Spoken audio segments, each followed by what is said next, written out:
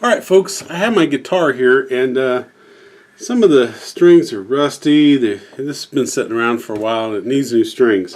So I wanted to show you how to string a guitar, assuming you've never done one before, and give you some tips. First thing you want to make sure is you got a set of strings. I've got a set of strings here. These are for electric guitar. There are electric and acoustic type strings. This one has a wound third, which is something that I like. So it's nickel wound. So it says nickel wound light with WD wound third. Alright, so those are the strings I'm going to put on here.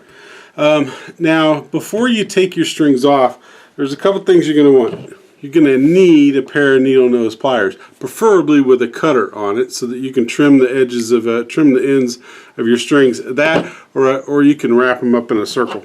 And then one of these little jobbies. This is a little Jim Dunlop makes this one, and it's basically something you can put on here, and you can wind or unwind your strings very quickly versus sitting here trying to do this by hand.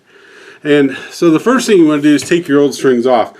Now some people will take and they'll cut their strings, which is, if you've relieved some of the tension and you've got room to do that, that's fine. You don't want to try to wedge this up underneath a string that's still tight. You can do that, but you can also just unwind it if you don't have a pair of needle nose with the cutters on it. One thing you want to make sure that you do, though, is you want to make sure that you take off and replace just one string at a time, okay? And the reason for that is the strings put tension on your guitar neck. And you've got a truss, and the way the guitar is constructed, it's made to withstand that tension. But if you just like cut or loosen up all your strings at once, it all of a sudden the guitar is seeing strains that it doesn't normally see, and it's just not good for it. So I recommend replace one string at a time. Now if you're on a budget and you don't have lots of extra sets of strings around, then you might want to set, and this string was put on horribly. It barely even had one full wrap on the peg, which we don't want to do that. But you can keep the old string and save it just in case you break one. You've got a backup. Otherwise, just keep some new strings on hand, so that way if you break one, you're likely to break one of these, the first or second strings. But again, you can save the old string, just put it back in the wrapper that these come in, throw it in your guitar case, and if you're on a budget and you break one, at least you got the old one that you can go back, fall back on. So I've taken this string here off. On this particular guitar, you can see it's got holes down here, and the string just gets inserted from the back of the guitar like that. Okay, different guitars are going to have different ways of fixing the string on the end, so you just have to kind of play with that. Now if you don't cut the ends, you got to worry about pulling that curlicue in through this ferrule here, which is kind of hard. So I've got extra strings. I'm going to cut this so that way I'm not trying to pull this curlicue through that little ferrule.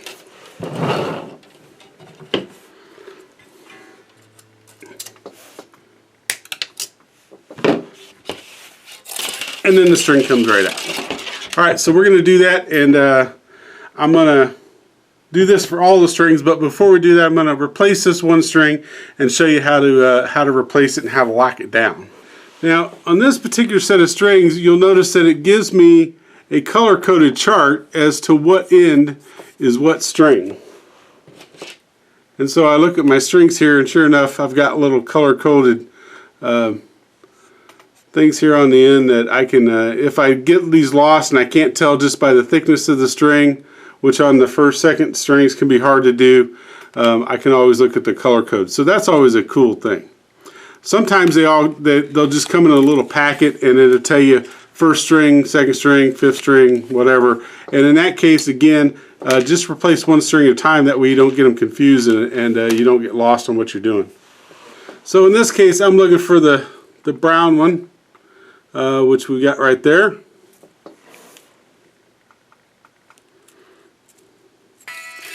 Be careful when these things come undone. They tend to spring load and fly all over the place. You don't want to poke yourself in the eye.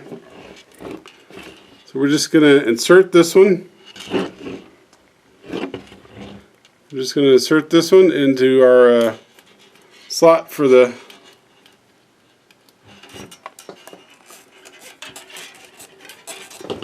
sixth string there. Pull it up. It's tight, and then we'll connect it at the other end. All right. So one thing I'm going to do is down here, I'm going to make sure it's in its little groove, and it's got a groove up here. Now those aren't going to stay there because this is going to be loose, but you can kind of make sure that as you tighten it, that it stays in those grooves. And I'm going to insert it to where it wraps around this way. Okay.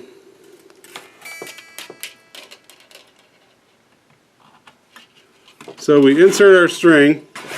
Now you'll have to get used to how much string to leave before you start tightening it. I like to have a lot of wraps around my post, so my tuning pegs. So I'm going to start with this thing up fairly high and wrap it around. Okay. Now one thing to keep in mind is that the bigger string, because of the diameter of the string, as you wrap it, it's going to fill this thing up pretty quick. When you get to the smaller strings, you can put lots and lots and lots and lots of winds on these smaller strings over here, and it doesn't fill up very much of the peg because there's so little string. So keep that in mind. Your sixth string here, you're not going to be able to get a lot of wraps around this before it's just going to be real big and bulky. So you don't want as much string as what you can get away with over here. Okay, so I'm gonna call that good, and what I'm gonna do is I'm gonna start winding this. Okay, and so that way I know which way the peg turns. It's going to turn this way, and I'm going to take my end and I'm going to wrap it the opposite way that this is going to wrap. Okay, so that means I'm going to wrap my end around this way, and I'm going to do that by pushing fairly hard, and you can see that's going to make a kink in the string here. Okay, and I'm going to wrap it around, and I'm going to put it underneath my string. Okay, and I'm going to pull it tight. I'm going to pull this string tight, and I'm going to bend this upward. I'm going to make another kink in the string. Okay, so now you can see that I can't even push this out because this is kinked around my string and up, and it's going to wrap around this way. So that means as it wraps, it's going to actually grab onto this end here. Okay, and it's going to lock it in place. This is going to help keep the string from loosening as you play it. So it's gonna create a tight grip on this, and it's not going to come loose very easily. So that's the way I do things. Grip it, lock it, keep it in place. Now the other thing is that some people will tell you that as you wrap high to low, and I'm not so sure I buy all the physics of this, but some people will claim that the reason you do that is because that as you wrap and you end up with this string low versus ending up with it up at the top, it gives you more of an angle to the nut, and it also puts less pressure on your tuning peg, so that it's less inclined to wobble or have strain on the tuning peg. I'm not so sure I buy that, but I think the difference between the string coming off at the top or coming off at the bottom is not significant, but you will hear that theory. Alright, so we're going to wrap this around. I'm going to use my speed wrapper thingy, and I've kind of got a hold of the string, keeping it tight a little bit, and you can see I'm already getting to the point where my string is tight, and I've got a couple 2 going on 3 wraps around there. I could have maybe used more, but 2 or 3 is plenty. Certainly didn't want 1 like the way it was on there. So once I got some tension on that, I don't have to necessarily tune it, but I want to make sure it's kind of got its playing tension on that string before I go and I start loosening my next string. So now that I've got this kind of tight, hopefully you can see that in the video. This is fairly tight. Okay, I can go ahead and take off my next string and replace it. And again, I'm just going to replace 1 string at a time. Now, the other thing that I do on my ends here is I will take my needle nose and I will grab hold of this and I will bend this over. Okay, so that I've got an angle there, and then I'm going to trim the end off.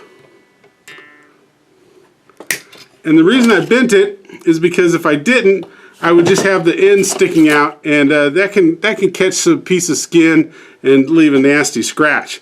So once I got it bent over and it cut off, I can just take and I can bend this over, and now I've got a curved piece sticking up, and it's not going to jab me or cut me as easily as it would if it was just the end sticking up freely. Now the other thing you can do, especially if you don't have needle nose with cutters on them, you can take and you can wrap these. Some people think this looks cool. You can just wrap it in a circle, take your end, tuck it in, wrap it around a couple times to where it makes a nice little circle. Oop. You get down to the end, it gets a little tough. But you can just wrap that in like that, and then that sticks up. And like I said, some people like the way that looks. So you can do that too, especially if you don't have pear cutters. Or whatever style you like to sport, man.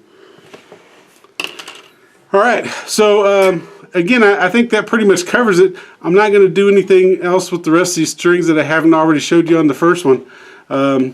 It's just a matter of going through them all.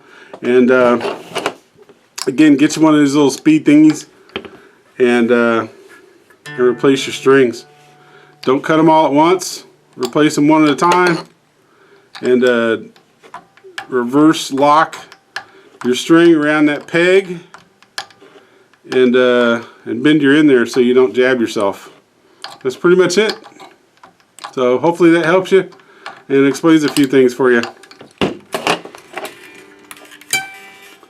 See, these things were just stuck right through. There was nothing except the wrap on that preventing that from coming out. You can see it just sticks right through the peg, and it was not locked at all. I don't like that. I like my string to be locked to where it can't.